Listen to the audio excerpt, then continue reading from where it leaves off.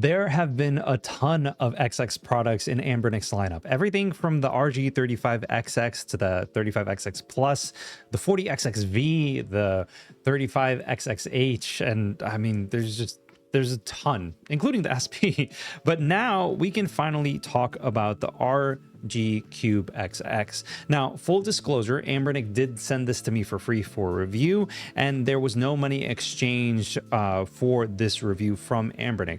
This video is sponsored by AliExpress, but I'll talk about them later on in the video. When I first got this, I was a little bit taken aback by the 1x1 screen because I didn't get the RG Cube, the original one that came out over the summer. I was outside of the United States, and when I finally got my hands on this, I was just blown away by the quality of this screen. I don't know if it's the same exact screen as the RG Cube, though I do have it right here, but in terms of overall quality for the price that you get for the CubeXX, I mean, there's nothing really to complain about. There's just so much bang for your buck that it's a no-brainer to get something like this if you want to get a 1x1 aspect ratio screen with ergonomic grips and button layout. Now, the RG CubeXX is very similar to the RG Cube in terms of a form factor. There are some differences that are there, but the big difference is actually under the hood in terms of the processor that's there and the amount of power that you get with that processor. That is very much reflected in terms of price, but the RG Cube that I have in my hands was actually provided by this video's sponsor, AliExpress. This is the Anbernic RG Cube, and at first, when I first got my hands on it, I was a little bit skeptical because of that 1x1 aspect ratio screen. But the more that I gamed on it, the more I realized that that screen is actually perfect, because that means that you're not going to have to compromise across any platform that you wanted to play, regardless of the games or platforms or the aspect ratio that's there. It's just everything will work. Now, the reason why I have this handheld in my hands, alongside with multiple handhelds that I talk about on this channel, is because of AliExpress. AliExpress is the go-to platform for retro gaming handhelds and even some of the mods that you can use on these handhelds. AliExpress is going to be having something that's called a Double 11 event soon. And what that means is that you can get up to 70% off any of their products that they have on the site across multiple categories, not just retro handheld emulators or mods for those handhelds. I love AliExpress just because it's easy. I can talk directly with the manufacturer, and I have a buyer's guarantee or buyer protection in order to make sure that I get the product that I am going to get, or I get my money back. Now, I do have a bunch of exclusive codes that you can use for getting discounts during that Double 11 event. I'll show them on screen, but if you're interested, I also have them down in the description below, alongside with a link for this RG Cube specifically. If you want to get anything else, other retro handhelds that are there, you can also follow the link as well, and you can still use those same codes in order to get yourself a better discount and get yourself a better deal during this Double 11 event. If you're interested in getting yourself a handheld or in saving a little bit of dough, follow the link and get whatever it is that you need during that Double 11 event. And thanks to AliExpress for sponsoring this video. All right, now that some of the bills were paid, we can go ahead and talk about the specs that are in the CubeXX. When it comes down to it, there are a lot of similarities with this handheld in comparison to the other products that are there in the XX line. This is going to have the same all-winner H700 quad-core processor, and it is going to have the same GPU, the Mali G31MP2. In terms of RAM, you have 1 GB of LPDDR4, and the screen is a 720 by 720 3.95-inch IPS screen. I absolutely love this screen. This is probably one of the best things about this handheld as a whole. I didn't think that it was going to be that big of a deal, but similar to the RG Cube, the moment that I got it in my hands and I started playing games on it, that was the moment that I realized that this is actually much better than I thought it was going to be on paper. Now, in terms of what's actually kept in the box when you actually order it, mine might be different than what you actually get if you order it online from Anbernic or AliExpress or whatever it may be, but mine came with no SD card, which is kind of maybe relevant in terms of everything that's been going on with emulation as a whole, but that's a completely different conversation entirely.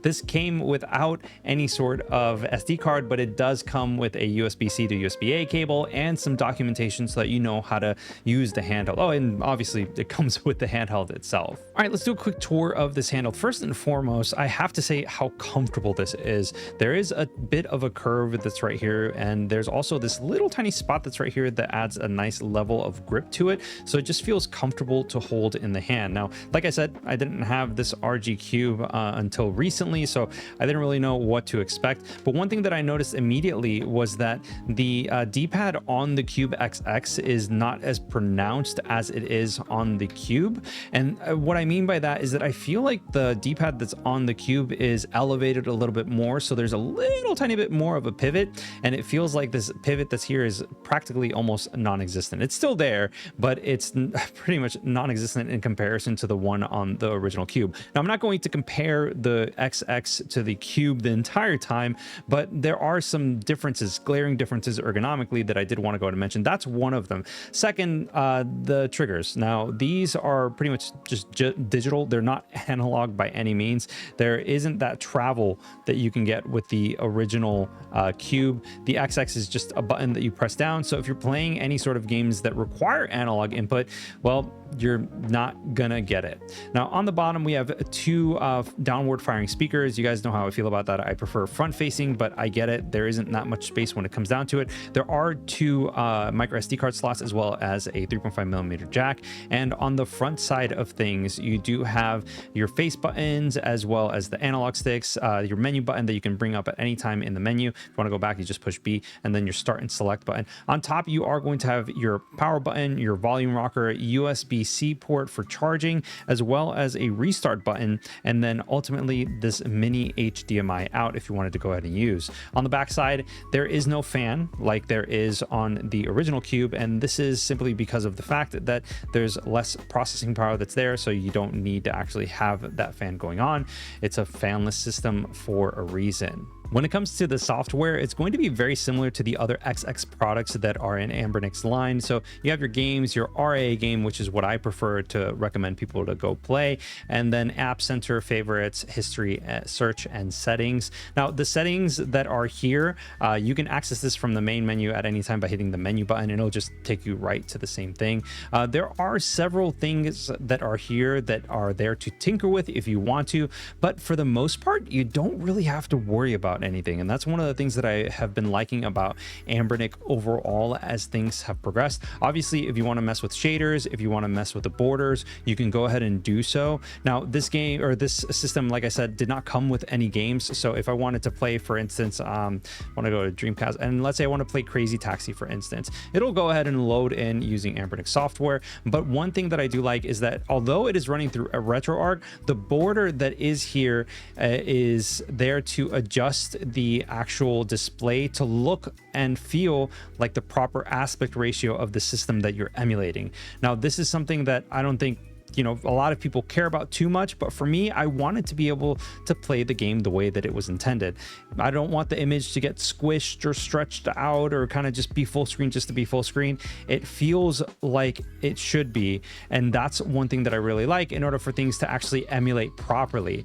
Now, obviously, when it comes down to it, this is running on RetroArch, so if you hit the menu button, it will take you to the RetroArch quick menu, and then from there, you can adjust all sorts of different things. You push B to go ahead and go into the actual main menu, and you can quit by just hitting that button.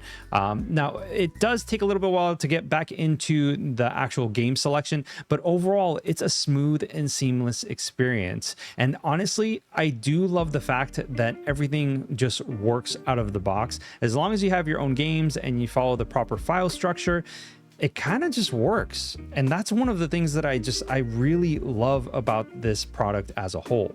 Ergonomically, the RG CubeXX obviously borrows a lot of pages from the original RG Cube, but there are some minor differences that bear mentioning. First and foremost, let's talk about the most obvious thing.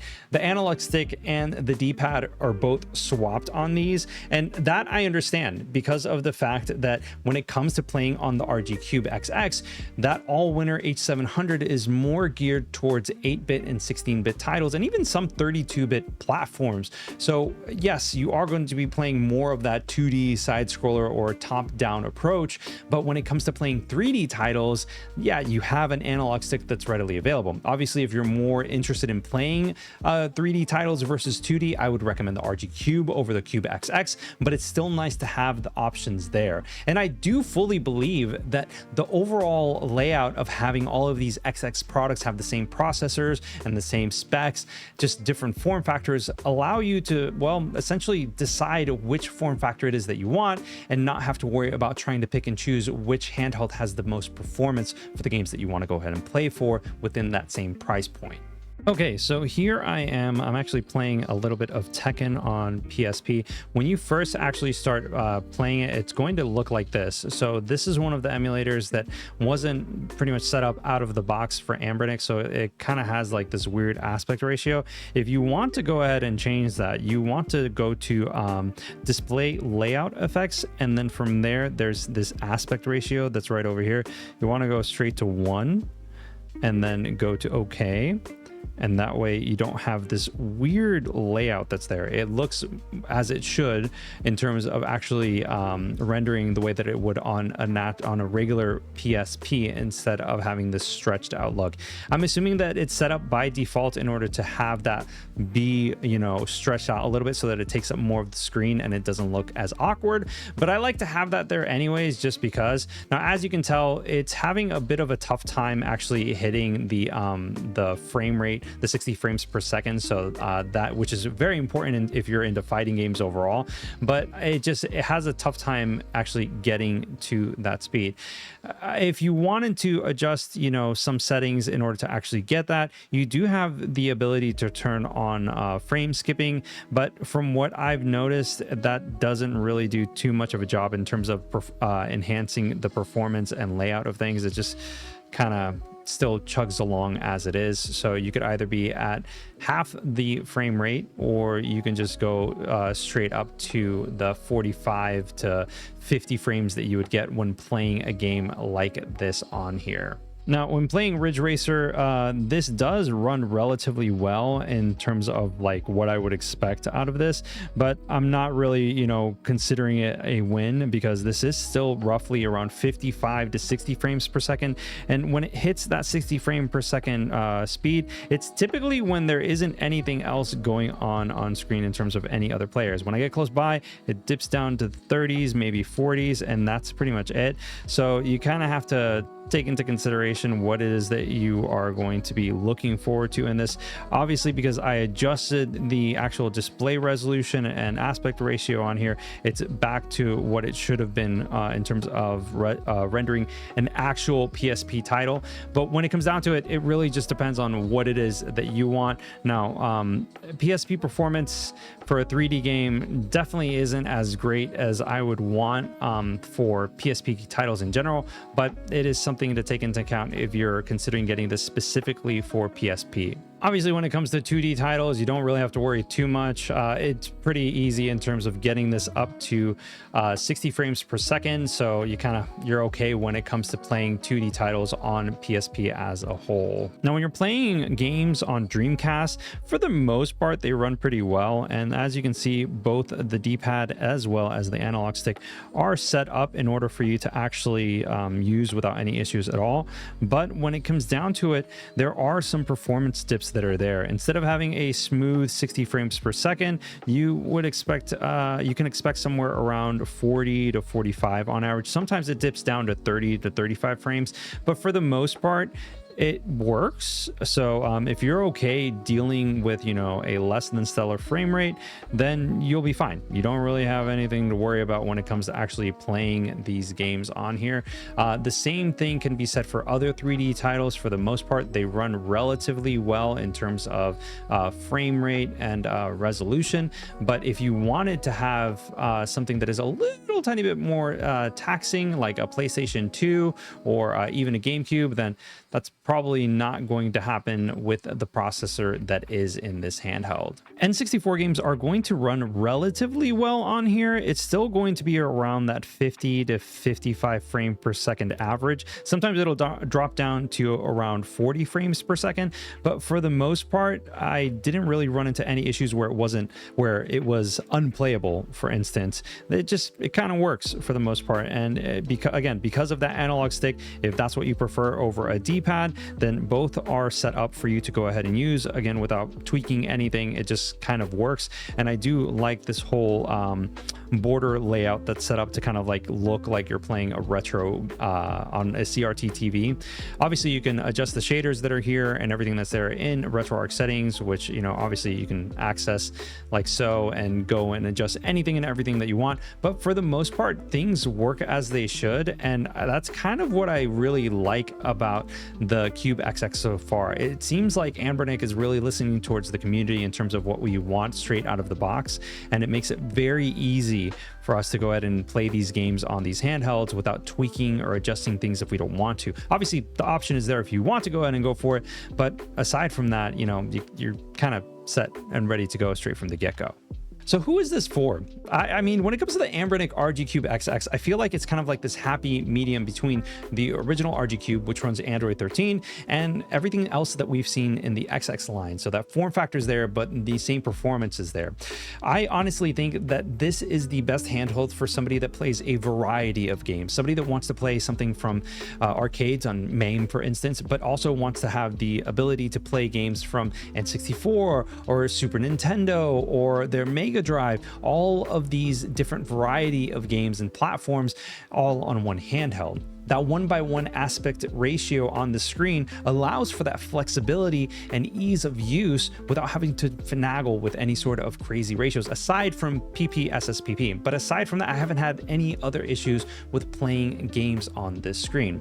That being said, if you want a little bit more juice than what's given in this Allwinner H700, then I would obviously recommend the original RG Cube because of the processor that's inside, the flexibility and ease of use of Android, and just the better overall experience that you get with that handheld. That being said, if you are tight on cash and you still want to be able to play something or play on something that has a lot of versatility, then the RG CubeXX is definitely something that I could recommend. So what do you guys think of the Anbernic RG CubeXX? Is this something that you're going to be getting for yourself, or are you just gonna stick with the original RG Cube, or do you not like this 1:1 aspect ratio screen?